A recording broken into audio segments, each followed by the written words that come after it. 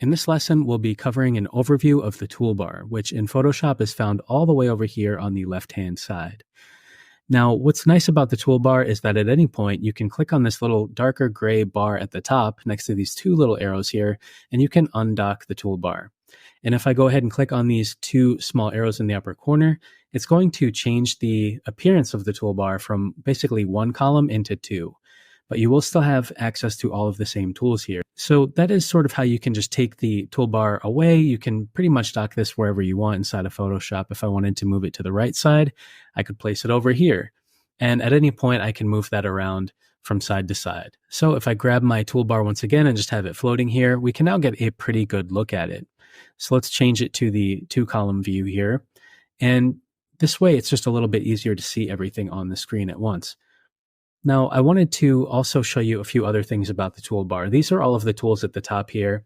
And then at the bottom, you'll see these three little circles, which give you the option to edit your toolbar.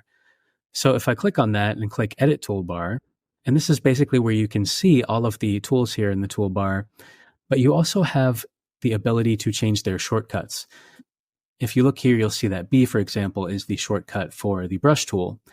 But if I wanted to change that, I could just click here and change the letter that I'm using for the shortcut. So if I click here, I can change the brush to, let's say, R, for example, right? Or I can change the shortcut for any of these other tools here that I want to. But the other nice thing about this is that if you have certain tools that you don't really use that often, if you drag anything over to the extra tools area here, they're going to appear at the very bottom of your toolbar. So they won't be as high up in the hierarchy. They won't be as easy to see. Now, I do use a lot of these tools, but let's just say, for example, like the note tool, right? If that's something I don't use, I can remove that from this sort of stack of tools here. Okay, and then once you're happy with the settings and you can see everything here the way you'd like, you can go ahead and click on Done, or you could save a preset. I'm just going to click Done here to apply this one change. Now, just below these three dots here, you'll see a large white and a large black square, and this is your foreground and background color. And if I click on this little rounded corner here with the two arrows, I can alternate between them. You can also do this using the keyboard shortcut key X.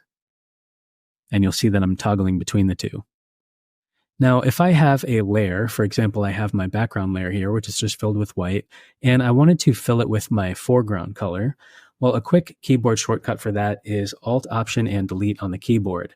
And you can see that I've now basically filled this entire document with black. Let's say I want to fill it with white in the background layer. To do that, I can press Command Control and Delete on the keyboard, and that's going to fill a layer with my background color.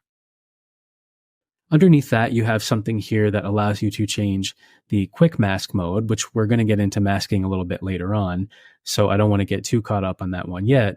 And then we have something here called screen mode. So if I click on this, you'll see that I can change between standard, full screen with menu bar, and full screen mode. And if I click on each of these, you can see what they look like. So Photoshop is letting me know that in full screen mode, panels are hidden. They can be accessed on the sides of the screen or revealed by pressing Tab. While in full screen mode, you can return to standard screen by pressing F. So let's see what happens if I click full screen here.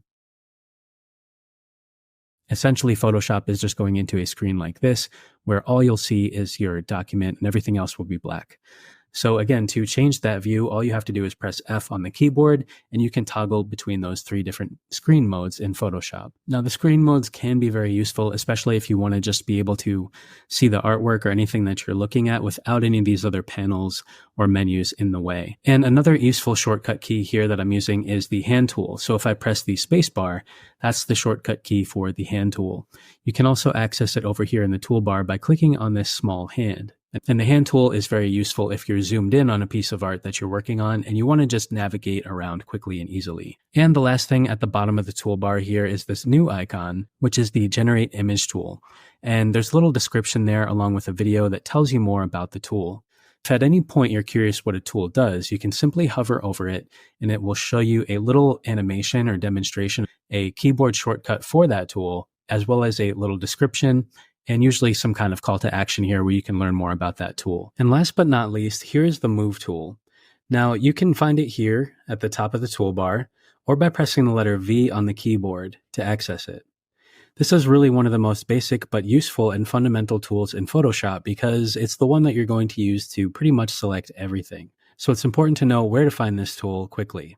So that's an overview of the toolbar in Photoshop, and we'll be getting much deeper into each of these tools as we progress throughout the course.